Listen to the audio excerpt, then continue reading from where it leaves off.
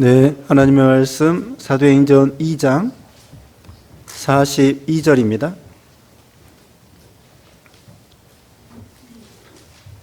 사도행전 2장 42절 말씀.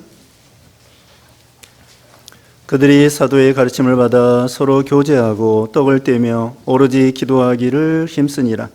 사람마다 두려워하는데 사도들로 말미암아 기사와 표적이 많이 나타나니 믿는 사람이 다 함께 있어 모든 물건을 서로 통용하고 또 재산과 소유를 팔아 각 사람의 필요를 따라 나눠주며 날마다 마음을 같이하여 성전에 모이기를 힘쓰고 집에서 떡을 떼며 기쁨과 순전한 마음으로 음식을 먹고 하나님을 찬미하며 또 온 백성에게 칭송을 받으니 주께서 구원받는 사람을 날마다 더하게 하시니라. 아멘.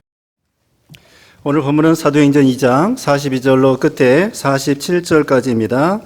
제목은 교회의 참된 모습. 교회의 참된 모습이라는 제목으로 증거하겠습니다. 여기 초대교회는 우리 신약 시대, 신약 교회 시대에 모본이 되는 그런 교회였습니다. 어떻게 보면은 우리가 이상적인 교회라고 생각할 수 있고요. 신약 교회 모든 교회들이 이 초대교회의 신앙의 참된 모습을 표준으로 해서 우리가 그것을 닮아가도록 또 그렇게 교회를 세워나가도록 해야 된다는 것을 보여주고 있습니다. 그래서 예수님께서 부활하시고 승천하신 다음에 열흘 만에 여기 120명 성도들이 마가온의 다락방에서 열흘 동안 간절히 하나님께 기도했습니다. 그 기도했을 때 열흘 만에 보혜사 성령께서 강림한 거야. 그래서 보혜사 성령이 강림한 다음에 여기 사도들과 이 120명 성도들이 성령 충만하게 되었습니다. 그리고 얼마 전에 말씀드렸는데요. 여기 바로 앞에 베드로가 설교했을 때 거기에 듣는 사람들이, 시민들이 뭐라고 했는가 하면은 우리가 어찌할꼬, 우리가 무엇을 해야 하겠습니까? 이렇게 베드로에게 물어봤습니다. 여기 37절에 그렇게 말하고 있을 때 38절에 베드로가 이르되 너희가 회개하여 각각 예수 그리스도의 이름으로 세례를 받고 제사함을 받으라. 그리하면 성령의 선물을 받으리니. 우리가 어찌할꼬? 우리가 무엇을 해야 합니까? 베드로가 성령 충만하여 강력한 설교를 할 때에 거기에 듣는 사람들이 우리가 어찌할꼬? 무엇을 해야 됩니까? 어떻게 해야 우리가 구원을 얻으리까? 그러니까 회개하고 믿음으로 세례를 받고 그러면은 성령의 선물을 받으리라. 그래서 그때에 회개하고 믿은 사람이 몇 명이라고요? 3,000명이라고 41절에 말하고 있습니다. 이 대단한 이 구원의 역사가 일어난 거예요. 그러면서 이제 교인들이 모여지니까 이 초대교회가 세워지게 되었습니다. 그래서 오늘 본문의 42절에 이게 요절인데요. 여기에 다 들어 있습니다. 42절에 그들이 사도의 가르침을 받아 서로 교제하고 떡을 떼며 오로지 기도하기를 힘쓰니라. 바로 이 42절에 나오는 이 요절의 말씀을 통하여 우리 교회가, 우리 신약 교회 시대의 교회가 또 오늘날 우리 교회가 어떻게 교회 생활을 해야 될 것인가, 교회를 세워나가야 될 것인가를 가르쳐주고 있습니다. 그래서 첫 번째로는 뭐라고 했습니까? 자, 첫째로는 사도의 가르침을 받아, 두 번째로는 서로 교제하고, 세 번째로는 떡을 떼고, 네 번째로는 오로지 기도하기를 힘쓰니라. 여기 다 들어갑니다. 네 가지. 첫째는 뭐예요? 사도의 가르침을 받아, 두 번째 서로 교제하고, 세 번째 떡을 떼며, 네 번째 오로지 기도하기를 힘쓰니라. 이것이 교회의 이상적인 모습이라는 거예요. 하나님이 기뻐하시는 그런 교회가 된다는 것입니다. 첫째로 말씀드릴 건 사도의 가르침을 받아. 사도들이요, 이 성도들에게 가르쳤는데, 여기 사도라고 되어 있지만 원문에는 사도들입니다. 사도가 12명이죠. 가룟유다 말고 바울까지 합해서 12명인데 사도들의 가르침을 받나 그랬는데, 재미있는 것은 이 가르침이라는 단어는 또 단수래요. 사도들은 복수고 12명.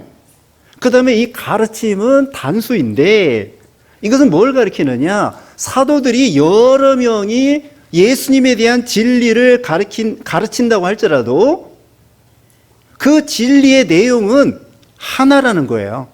통일되었다는 거예요.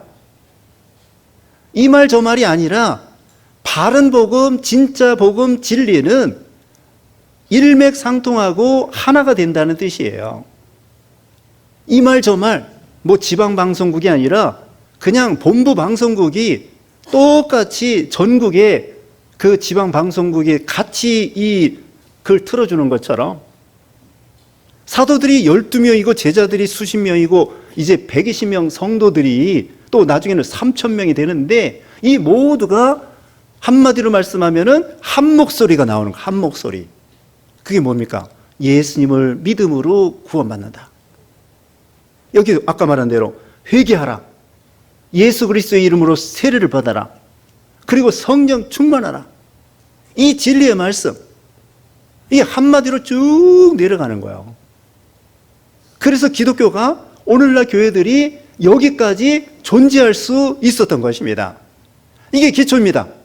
사도들이 성경 말씀에 대한 기초를 쫙 잡아놓고 성경을 기록하고 구약 성경에 대해서 예수님에 대한 말씀을 해석을 정확하게 진리로 분명하게 이렇게 선포하고 성경을 기록하여 오늘까지 우리에게 전수가 된 거예요. 그렇기 때문에 이 교회가 든든하게 세워진 것입니다. 만약에 성경이 없었다면, 사도들이 제대로 통일된 진리를 가르치지 않았다고 하면 기독교는 이것은 존립할 수가 없는 거예요. 어떤 그 재밌는 이야기가 있습니다. 무슨 이야기냐면은 가브리엘 천사장이 예수님에게 말씀했다고 합니다. 이건 하나의 만들어진 이야기라고도 할 수 있어요. 예수님이 승천하신 다음에 저렇게 별 볼 일 없는 그 12제자, 12사도들에게 교회를 맡기는데 그 12사도들이 저거 제대로 하겠습니까? 무슨 조치를 취하셔야지. 12사도들 저거 별 볼 일 없는 사람들인데 그 사람들 가지고 어떻게 교회가 제대로 세워지게 되겠습니까? 이런 이야기가 있어요. 그랬더니 예수님이 걱정하지 말라는 거예요. 예수님이 3년 동안 제자들을 가르쳤고요. 그 다음에는 보혜사 성령께서, 예수님께서 살아계실 때에 내가 떠나면은 보혜사 성령이 임하는데 그 보혜사 성령이 진리 가운데로 너희를 인도해 주실 것이다. 고아와 같이 내버려 두는 것이 아니라 보혜사 성령께서 사도들을 통하여 진리 가운데로 인도하고, 그래서 이 교회가 든든하게, 기초가 든든하게 세워졌다는 거예요. 사람은 별 볼 일 없어요. 예수님의 12제자들 별 볼 일 없습니다. 그런데 하나님께서 역사에서 그 사람들을 통하여 이 생명운동, 구원운동이 오늘날까지 든든하게 세워지게 된 거예요. 성령의 역사를 통하여. 그래서 사도행전은요, 지금 사도행전 말씀드리잖아요. 이 사도행전은 성령 행전이다. 사도들이 어떻게 복음을 초대교회 때에, 초대시대에 전파했나, 이것을 쭉 이야기를 하고 있는데, 어떻게 전도, 어떻게 선교, 어떻게 교회를 세웠는가, 이렇게 말씀을 하고 있는데, 그 배후에서는 성령께서 역사한 거기 때문에 이 사도행전을 다른 말로는 성령 행전이라고 그렇게 붙이기도 한다는 거예요. 또한 12사도뿐이겠습니까? 오늘날 부족한 우리들을 통하여도 교회를 세워나가고요.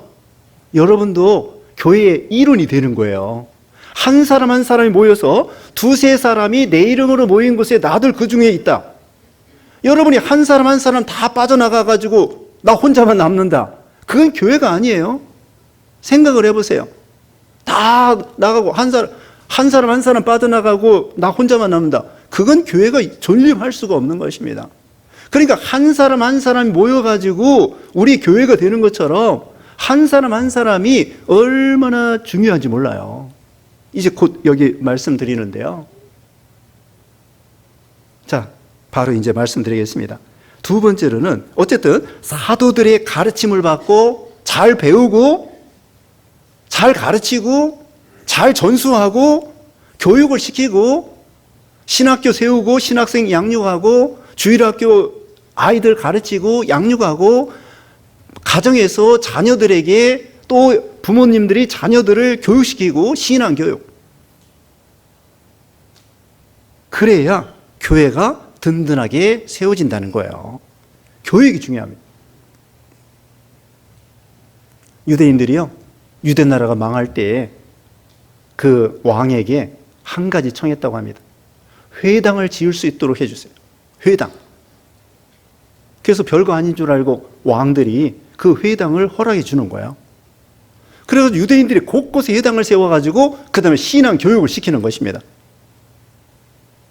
교육이 그만큼 후대에 계속해서 교육이 이루어지니까 그것이 망하지 아니하고 계속 존립할 수 있다는 거예요. 첫째는 교육입니다. 그 다음에 두 번째, 서로 교제하고. 교제는 코이노니아 이렇게 되어 있습니다. 여기 로마서 12장 12절에는요, 몸은 하나인데 많은 지체가 있다 이렇게 말씀했어요. 또 에베소 1장 마지막에 보면 예수님께서 교회의 머리라고 했고요, 모든 성도들은 몸의 지체입니다. 우리 성도 한 사람 한 사람이 소중하다고 그랬죠. 우리 몸의 지체도 필요 없는 것이 하나도 없습니다. 필요 없는 거 얘기해 보세요. 뭐가 필요 없습니까? 맹장, 충수염, 충수, 그 필요해요. 면역력에 있어서 맹장 수술한 사람은요, 변이 설사하고 면역력이 잘 안 되는 거예요. 균형이 깨져가지고. 그것처럼. 자, 손톱도 필요하고요, 눈썹도 필요하고요, 새끼 손가락, 새끼 발가락도 필요하고요, 필요 없는 것이 하나도 없는 거예요. 어떤 사람은 쓸개 떼어내버립니다. 그래서 쓸개 빠진 사람이 되는데, 우리 교회도 쓸개 빠진 사람이 좀 있어요. 그래도 거기 저장을 못해도 직통으로 나와가지고, 그래, 이게 제대로 소화가 덜 되는 거예요. 할 수 없이 잘랐는데 될 수 있는 대로 자기 거 살리는 게 좋죠. 치아도 그래요. 임플란트 해서 좋긴 좋지만 그래도 자기 치아보다는 못한 거예요. 그와 같이 우리 모든 성도들도 모두가 다 존귀하고 꼭 필요한 존재라는 거예요. 하나님 앞에 예수님이 머리고 우리는 모든 성도들은 이제 지체라는 거예요. 그래서 서로 사랑하고 교제하라고 그랬죠. 친교를 나누는 거예요. 예수 그리스도 안에서 예수님과 우리가 교제하고 친교를 누리고, 그 다음에 성도 간에 친교를 누리는데 어떤 식으로 친교를 누리느냐? 같이 예배드리면서, 같이 기도하면서, 같이 예배 참석하고, 같이 찬양하고, 같이 기도하고, 그러면서 그게 교제하는 거예요. 그뿐이 아니라 여기 이제 오늘 본문에 보면은요, 자 보십시다. 여기 뒤에 보면은 46절에 날마다 마음을 같이하여 성전에 모이기를 힘쓰고 집에서 떡을 떼며 기쁨과 순전한 마음으로 음식을 먹고, 이게 교제입니다. 성전에 모여서 예배드리는 거 우리 성도 간의 교제이고요. 그 다음에 집에서 떡을 떼며, 이건 성찬식을 한다는 말씀도 되고, 그 다음에 기쁨과 순전한 마음으로 음식을 먹고, 음식을 나누면서 대화하고 교제하는 것입니다. 그래서 우리가 점심시간에 국수 먹고 쌀국수 먹고 빵도 먹고 그렇게 하는 거예요. 그러면서 서로 교제하는 거죠. 여러분, 집안에서도 어떻습니까? 식탁에 집안에서 부모와 자녀들이 같은 식탁에 앉아서 음식을 먹으면서 이게 얼마나 그게 참 아름답습니까? 그래서 어른들은 그렇대잖아요. 저기 마른 논에 물 들어가는 거하고 자녀 입에 밥 들어가는 것이 그렇게 마음이 흐뭇하대잖아요. 그래요, 안 그래요? 마른 논에 물 들어가는 거하고 자녀들 입속에 밥이 들어가는 것이 그렇게 부모 마음이, 할아버지 할머니 마음이 흐뭇하다는 거예요. 그것처럼 우리가 식탁에서 부모와 자녀들이 서로 음식을 나누면서 교제하는 것처럼 우리가 이 교인들, 성도들은 한 몸의 한 지체요 한 피 바다 한 몸 이룬 찬송가에 있는 것처럼 하나의 공동체로서 한 몸이란 말입니다. 그러니까 너와 내가 하나가 되는 거예요. 예수님 안에서 형제 자매가 되는 거예요. 안 믿는 형제보다도요 믿는 형제가 더 가깝습니다. 우리 옛말에도 이웃 사촌이라는 말이 있지 않습니까? 여러분, 안 믿는 친척들은 1년에 몇 번 만나요? 뭐 명절 때나 누구 친척들 결혼식 할 때나 그럴 때 만나요. 또는 뭐 부모님 생일일 때나. 그런데 우리 교인들은 매주 만나는 거예요. 그래서 이웃 사촌이고 먼 친척보다 가까운 우리 성도들이 더 가까운 거예요. 또 육신적으로도 늘 모여서 만나고 그뿐만 아니라 마음이 한 마음이 되는 거예요. 마음이 통해. 사상이 같아. 명절 때 안 믿는 그 친척들 만나면은 엉뚱한 소리만 해. 우리하고 이게 생각이 안 맞고 사상이 안 맞고 목적이 달라요. 우리는 하나님의 자녀이기 때문에. 그런데 우리 하나님의 자녀들은 늘 한 몸으로서 피가 통하는 것처럼 이렇게 교제하는 것입니다. 우리가 어제 체육대회 하면서 교제를 나누었잖아요. 그것도 우리가 신앙 안에서 성도들 간에 교제하는 거예요. 운동하면서. 우리 나이 많은 권사님도 잘 뛰시더라고요. 옛날 생각을 하셔서 그런지 아주 우리 안나 또 베드로 전도의 우리 집사님들도 권사님들도 열심히 참여해서 행복한 하루가 되었습니다. 그것도 신앙 안에서 우리가 성도 간에 교제하는 거예요.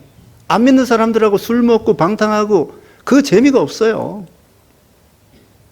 그래서 베드로전서 1장 22절에 이렇게 말씀했습니다. 베드로전서 1장 22절에 너희가 진리를 순종함으로 너희 영혼을 깨끗하게 하여 거짓이 없이 형제 사랑하기를 이루었으니 마음으로 뜨겁게 서로 사랑하라. 거짓이 없이 형제 사랑하기에 이르렀으니 마음으로 뜨겁게 사랑하라고 말하고 있습니다. 또 요한일서 4장 20절에는요. 눈에 보이는 형제를 사랑하지 아니하면서 눈에 보이지 않는 하나님을 어떻게 사랑할 수 있겠느냐. 아니 눈에 보이는 우리 믿음의 형제도 사랑하지 못하면서 눈에 보이지 않는 하나님을 어떻게 사랑할 수 있느냐. 요한일서 4장 20절에 그렇게 말하고 있어요. 자, 이제 구체적으로 또 말씀드립니다. 자, 우리가 예배드리면서 같이 찬양하면서 같이 기도하면서 또 기도해 주면서 이렇게 우리가 교제하는 거고요. 또 음식을 나누면서 성찬식에 참여하면서 이것도 우리가 교제하는 거고요. 그 다음에는 형제가 어려울 때에 도와주는 거야. 기도해주고 축복해주고 인도해주고 그렇게 하는 거예요. 여기 보세요. 44절 봅니다. 44절에 믿는 사람이 다 함께 있어 모든 물건을 서로 통용하고 또 재산과 소유를 팔아 각 사람의 필요를 따라 나눠주며 믿는 사람이 다 함께 있어 물건을 서로 통용하는 거예요. 유무상통이라고 합니다. 있는 사람과 없는 사람이 재산 있는 사람이 소유를 팔아가지고 그 연보하니까 그걸 가지고 가난한 사람들에게 나눠주는 거예요. 이것이 하나님이 원하는 바입니다. 우리가 구약성경 율법에 의하면 신명기 이런 데 말씀을 보면은요, 고아와 과부를 불쌍히 여기고, 우리가 새벽에도 말씀드렸는데요, 저기 만약에 과일을 거둘 때에 올리브나무 꼭대기까지 거두지 마라. 또 지난 시간에 말씀한 것처럼 이삭을 줄 때에 저기 끝까지 이삭을 줍지 마라. 지나가는 나그네와 고아와 과부가 먹고 살 수 있도록 하나님이 이상적으로 그 가난한 사람들을 도와주라는 거예요. 그래서 이 초대교회 때에 연보해서 그 물질을 가지고 어려운 사람들에게 나눠주고 서로 통용하는 거예요. 균등하게. 어떻게 그럴 수 있습니까? 물질관, 인생관이 달라졌기 때문이에요. 삭개오 보세요. 누가복음 19장에 보면 삭개오가 있는데 삭개오가 예수님을 만난 다음에는 물질관, 인생관, 가치관이 달라졌어요. 전에는 세리장으로서 돈 엄청나게 벌었어요. 그런데 돈으로 행복하지가 않는 거예요. 돈이 행복에 비례한 것이 아니었다는 것을 깨달았어요. 마음이 공허하고 답답하고. 솔로몬도 모든 부귀영화를 누렸지만 헛되니 모든 것이 헛되도다라고 고백을 하지 않았습니까? 그래서 삭개오가 예수님을 만나면 내 인생 문제가 해결될 수 있을까? 마음이 평안할까? 행복할까? 그러면서 예수님을 만난 거예요. 예수님을 만나보니까 진짜 여기에 생명이 있구나. 행복이 있구나. 기쁨이 있구나. 구원이 있구나. 그래서 인생관, 물질관이 달라진 거예요. 그래서 자기에게 있는 거 반절을 팔아가지고 가난한 사람들에게 나눠주겠습니다. 이 사람은요, 재산이 아주 많기 때문에 반절 팔아도 되게 많아요. 뭐 그래서 꼭 그렇다기보다도 이제는 전에는 뭐 벌벌 떨었죠. 돈 뭐 5만 원, 10만 원 가지고 그냥 발발거리면서 물건값도 막 엄청나게 깎고 그런 사람이었는데 이제는 그게 아니에요. 물건값 될 수 있는 대로 깎지 마세요. 농사 지은 사람은요, 농사 짓는 것이 얼마나 힘든지 알기 때문에 그거 깎지 않습니다. 책 쓰는 사람은요, 책 쓰는 것이 얼마나 이 책 만드는 것이 힘든지 알기 때문에 책값 깎지 않습니다. 노고를 아는 거죠. 그와 같이 이 어려운 사람의 어려운 형편을 생각해서 사랑하는 마음으로 삭개오가 또 내가 누기 것을 토색했으면은 4배나 갚겠습니다. 근데 마태복음 19장에 보면은 부자 청년이 있습니다. 부자 청년은 이것도 잘하고 저것도 잘하고 저것도 잘했습니다. 어떻게 천국에 들어갈 수 있을까요? 그랬더니 예수님이 말씀했습니다. 내 재산을 팔아 가난한 자에게 주고 그 다음에 너는 나를 쫓아라. 왜냐하면 이 사람은 돈이 우상이 되어 있거든요. 이 사람은 근심하며 갔습니다. 예수님이 말씀했습니다. 부자가 천국에 들어가기를 낙타가 바늘기로 들어가는 것보다 더 어렵다. 그래서 우리는 이 물질관에 있어서 우리가 하나님의 청지기 정신, 내 거다가 아니라 하나님의 건데 하나님이 나에게 일시적으로 이 재물을 맡겨주셨다. 그래서 내가 먹고 사는 데 쓰고 자녀들 교육시키고 자녀들 분가시키는 데 쓰고 그 다음에 또 내 건강을 위해 쓰고 그 다음에 믿는 일 하는 데 쓰는 거예요. 그것이 우리가 청지기 정신입니다. 아무것도 가져온 것도 없고 가지고 갈 것이 없으니 우리에게 있는 거 다 하나님의 것인 줄 믿고 이렇게 하는 거죠. 또 하나님이 우리에게 주신 것이 얼마나 많으며 우리에게 주신 은혜가 얼마나 구원받은 것만 생각해도 얼마나 감사한데 그 감사해서 형제를 사랑하는 마음으로 이렇게 물건을 서로 통용하게 되었습니다. 시골에서 보면은요, 연장이 모자라면은 옆집에 가가지고 빌려옵니다. 새사랑이 없다. 그럼 옆집에 가서 좀 빌려와요. 그런 식으로 서로 유무상통을 하는 거예요. 근데 이것은 공산주의하고 다릅니다. 공산주의가 여기 있는 말을 통해서 공산주의가 이상적이다 그렇게 말하는데 공산주의하고 우리 이 신앙의 유무상통하고 달라요. 이것은 믿음으로 하나님의 은혜로 감사해서 자발적으로 하는 거예요. 자발적으로. 근데 공산주의는 뭐냐? 부자를 때려잡아가지고 뺏어가지고 가난한 사람들과 똑같이 나눠 갖겠다는 거예요. 그래서 무자비 폭력을 씁니다. 무자비 투쟁을 하는 거예요. 그래서 프롤레타리아 혁명을 일으켜가지고 부르주아를 때려 잡는 거예요. 그런데 공산주의는 어떻게 돼요? 어떤 사람이 말했습니다. 공산주의는 공상주의라는 거예요. 공상 속에 공산주의는 결국은 공상주의, 하나의 공상, 생각하는 것으로 끝나는 거예요. 무자비 투쟁하고 때려잡고 결국은 이 공산주의 했던 나라가 다 망해가지고 똑같이 잘 살려고 했는데 똑같이 못 사는 그런 나라가 되었어요.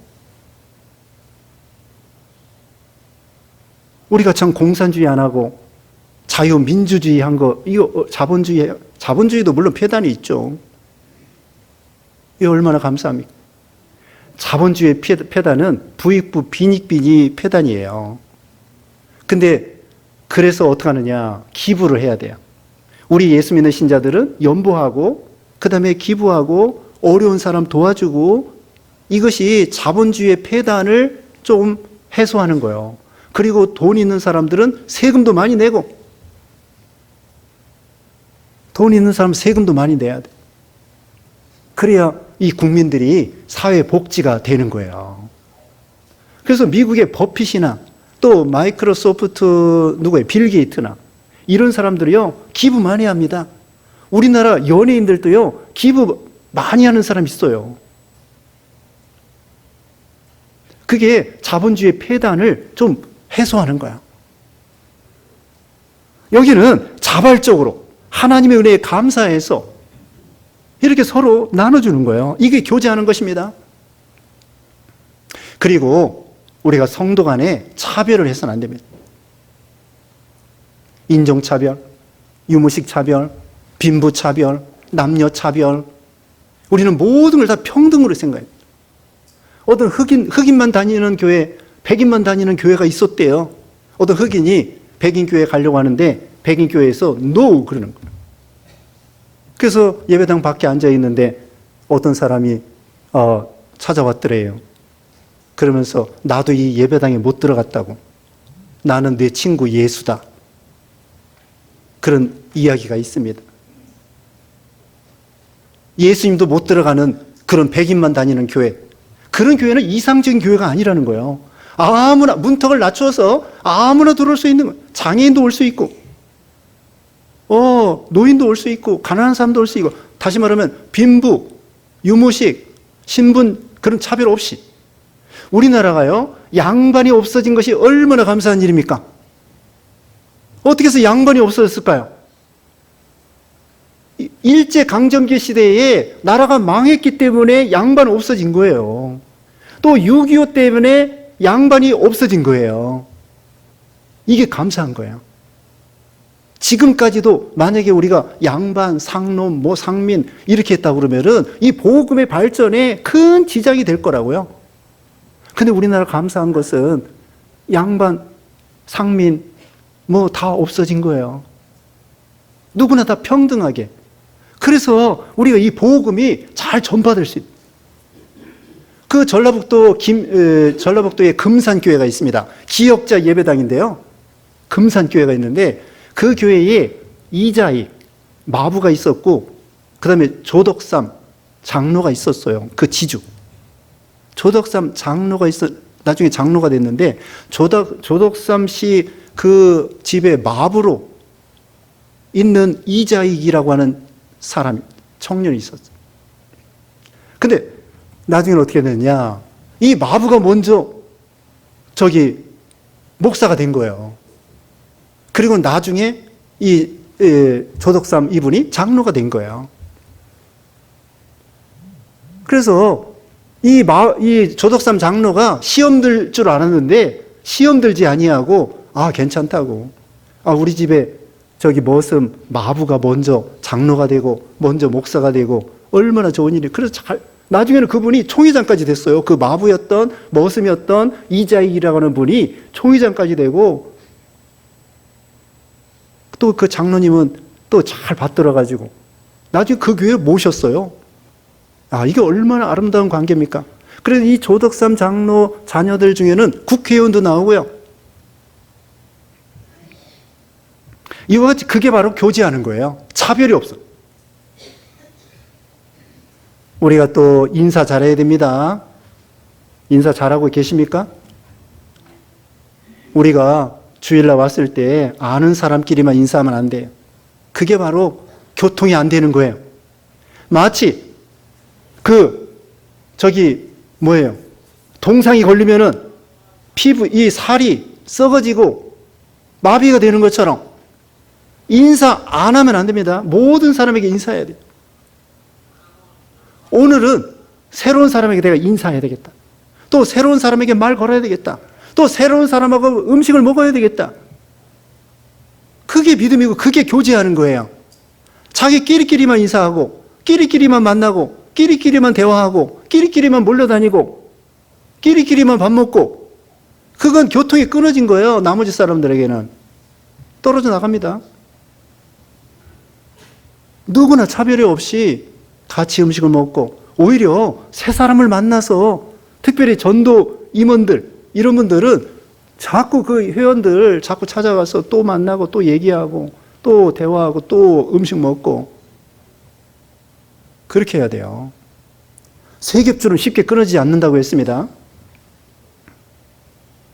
모닥불은 점점 모아질수록 그게 환하게 되는 거예요. 그게 바로 참교회의 모습이라고 할 수 있겠습니다. 자, 그 다음에 또 뭡니까? 떡을 떼며, 이건 예배 드리는 것입니다. 성찬식을 거행하는 거예요. 예수님의 살과 피에 참여하고, 예수님의 은혜에 참여하고, 주님의 십자가를 기억하고, 그러면서 서로 성도 간에 이 예배에 참석하면서 성찬식에 참여하는 걸 가리키고요. 여기 앞에서 우리가 배운 것처럼 날마다 마음을 같이하여 46절에 성전에 모이기를 힘쓰며, 성전에 모이기를 힘쓰다. 그 당시에 핍박받는 시대예요. 나중에 보면은 여기 이제 8장 거기 가면은 뿔뿔이 다 흩어져서 핍박을 엄청나게 받아가지고 예루살렘에 사도들만 남고 나머지는 다 핍박받아가지고 흩어져서 복음을 전하게 됩니다. 그런 가운데에서도 핍박 중에서도 열심히 성전에 모이기를 힘쓰는 거예요. 자, 히브리서 10장 25절에 이렇게 했습니다. 히브리서 10장 25절에 모이기를 피하는 어떤 사람들의 습관과 같이 하지 말고 오직 권하여 그날이 가까움을 볼수록 더욱 그리하라. 히브리서 10장 25절에 오직 권하여 그날이 가까움을 볼수록 더욱 그리하라. 모이기를 피하는 사람이 되지 말라는 거예요. 우리 모임이 회복돼야 돼요. 전도의 모임, 코로나 때문에 잘 모이지 못했는데요.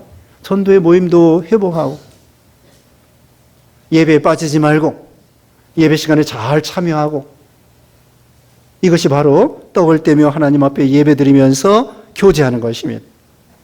성전에 모이기를 힘쓰고 그 다음에 뭡니까? 떡을 떼며 오로지 기도하기를 힘쓰니라. 기도에 전념하는 거예요.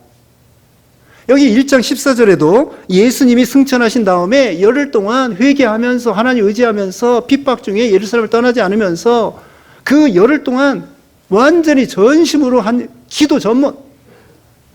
그때에 열흘 만에 성령께서 보혜사 성령이 임하신 거예요. 그래서 하나님의 큰 역사가 일어났습니다. 그러니까 기도하지 않으면은 교회가 될 수가 없습니다. 기도가 중요합니다. 기도할 때에 예수님이 그랬죠. 마귀를 내쫓는데 기도 외에는 이런 종류가 나갈 수 없느니라. 마가복음 9장에 말씀했습니다. 기도해야 마귀 역사가 물러가고 여러분이 여러 가지 시험과 어려움이 있을 때 기도해 보세요. 작정 기도해 보세요. 내가 40일 금식 기도는 아니다고 할지라도 내가 40일 동안 새벽 기도 나오겠다. 힘써 기도해 보세요. 우리의 문제가 하나님의 능력으로 해결되고 마귀 역사가 물러가는 거예요. 기도가 중요해요. 기도는 의무라기보다도 특권입니다. 이건 호흡이고 이것은 하나님과 대화하는 거고 하나님을 만나는 거고 하나님과 교제하는 거예요.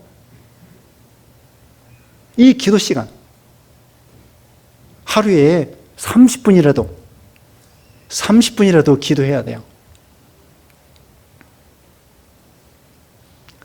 근데 늘 기도하라고 해도 30분도 기도 못하는 분들이 많은 것 같아요.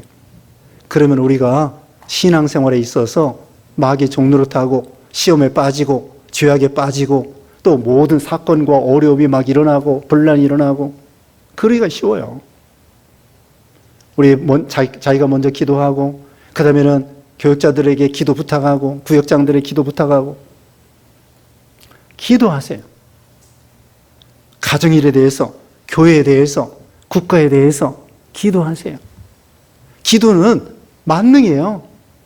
여기 보면은 여기 43절에 사람마다 두려워하는데 사도들로 말미암아 기사와 표적이 많이 나타나니 하나님의 큰 이적이 나타나는 거예요. 여기 3장에 보면은요, 안전뱅이, 날 때부터 40여 년 동안 안전뱅이였던 사람이 베드로가 은과 금은 내게 없지만 내게 있는 것을 내게 주노니 곧 나사렛 예수 그리스도의 이름으로 걸어라.